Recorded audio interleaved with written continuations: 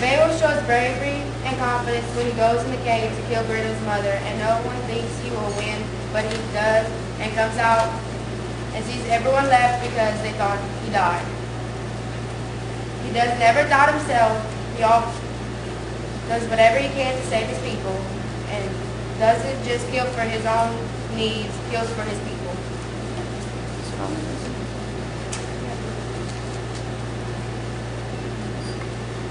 Beowulf was good also because he tries to save the kingdom. He's brave enough to fight the first monster. He shows courage.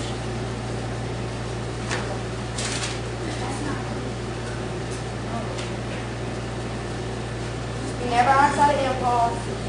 Proud of his victory and sticks to his work. On a series of adventures, Gilgamesh reassures Enkidu that everything will be okay. He has sympathy unlike Beowulf. He shows this when he is fighting against Mufasa. On page 63, he was 2/3 god and 1/3 human, and he fought against a monster and showed compassion for the monster he was fighting. On page 63, it says he reaches out to touch the wounded soldier of a friend. This proves Gilgamesh is a kind and caring for his friend. Gilgamesh is also brave and proves this to be true when he saves his friend from being killed and defeats Mufasa. Okay. Anybody on Gilgamesh's side have anything else to add why he is a good role model for children? Anybody can speak at this point. Can we like post it? How? Okay. He froze, but he still fought. That's what He got So, how would you word that? He did what he had to do. he did. Okay. In the end. Anything else? He Huh? yes he did. It shows. But he did. He froze, but at least he cared. Okay. You showed compassion because of that. Okay, we had that already. Okay, some passion. Any other traits? How you gonna showed friendship and Friendship is important. Enkidu wasn't supposed to be his friend, and the gods like sent him to be against him. But he was so kind that he became friends with Enkidu. Very good. Somebody did read the background. Very good. Huh? he did what he wanted. Good. Nothing wrong with compassion. Yes. They said that Kabbalah was innocent and all he did was sit in the forest and do nothing. But on page 57 it says that he's a monster explored another forest and he really was on. Okay. They said that he about like how Gilgamesh was like froze. But I mean, who would freeze? That's his friend. He just didn't know what to do. Go ahead. Y'all have some rebuttals? Go ahead, Brandon. Beowulf wouldn't freeze. What else? If you ever do something amazing, you have a good reason to want to talk about it. Like if you ever save someone's life, you're going to tell people about it. So Beowulf had good reason to talk about all this stuff that he did. He didn't really rub it in anyone's face unless they were asking for it, really. And also it They was said mom. that. But Gilgamesh didn't watch his friend die like we would do. But he watched his friend die to see how the monster would attack, like how he would put his tactics or how he would attack stuff. Why he used his friend? He purposely put his friend right there. He didn't use his friend. Yeah, he said, "Oh, touch his friend." It's just so confusing. But I think Beowulf's friends knew what they were getting themselves into, fighting a big monster. So, and they wait, reword that. They were all willing to die. And it's really Okay. That's not meant for children. Like how you It's not meant for him to be you cowardly. let this guy go and he ate him, and so he could see how he fights. Yeah, Don was the next man. Just But yeah, you're not supposed to be a cow when you fight somebody. You're gonna fight somebody. You're a fool and you don't bow down.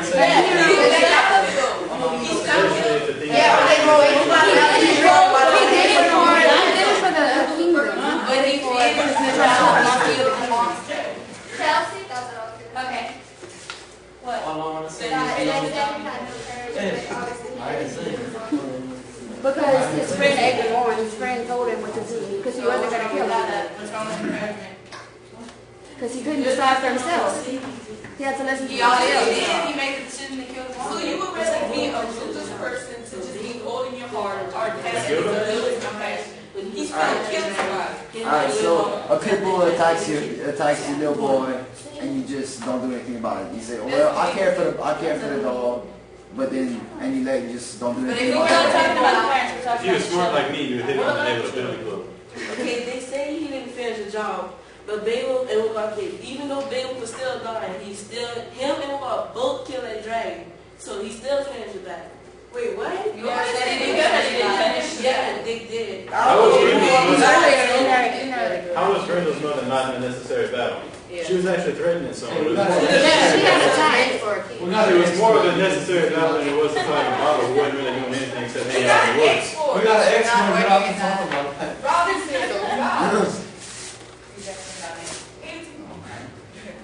I think they should. And they said that he ripped his arm off for no reason, but that he ripped his arm off to weaken him. Would Like, you rather he rip did- his like hand that was off? the way to weaken him, you know? why he have to Let's kill him? our accreditation. He could have just killed him. Wait, that is cool.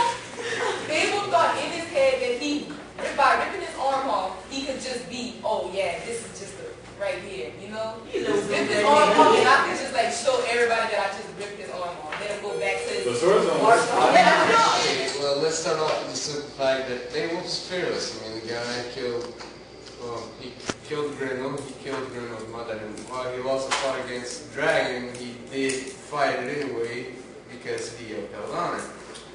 The second thing, he kind of kept his honor because, first of all, whenever he fought Grendel, he didn't have to have a sword or armor or anything. He just went inside the battle and tried to keep it as fair as possible. Third is... Yeah, y'all pass me your notes.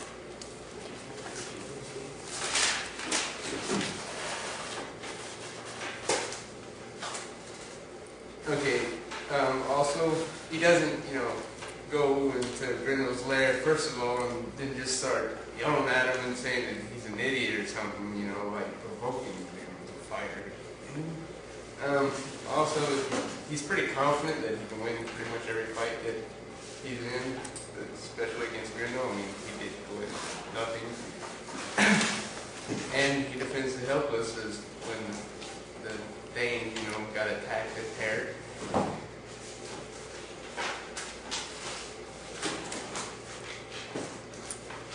Yes, you see. And also, I'd like to add that he wouldn't.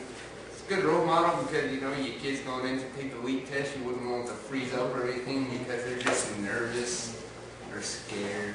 He can do things by himself. He doesn't have to have people motivating him. Okay. Yeah, exactly. Anybody else on Beowulf's team have anything else to add in support of Beowulf? Beowulf and Samuel and Homer and Iliad and Odyssey are ancient Greeks. Okay, that's about the story though. What about the person? I love the fact that he doesn't just rush into things. He kind of knows what he's doing whenever he starts a fight. Okay. Last call? He doesn't pick a fight with someone that he knows is going to kill We him. already had that. Anything else? Okay. Okay. All right. First off, Gilgamesh expresses emotions such as fear and happiness and sorrow and everything, and which makes it easier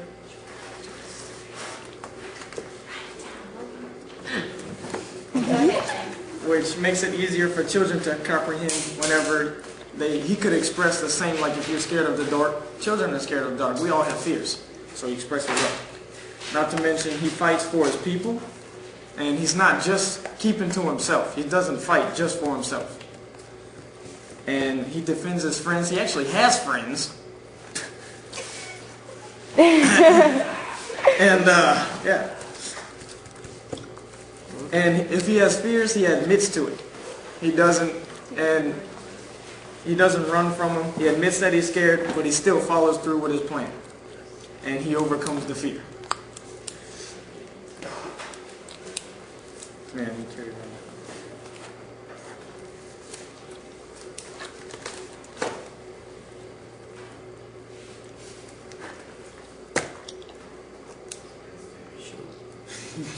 He shows how he's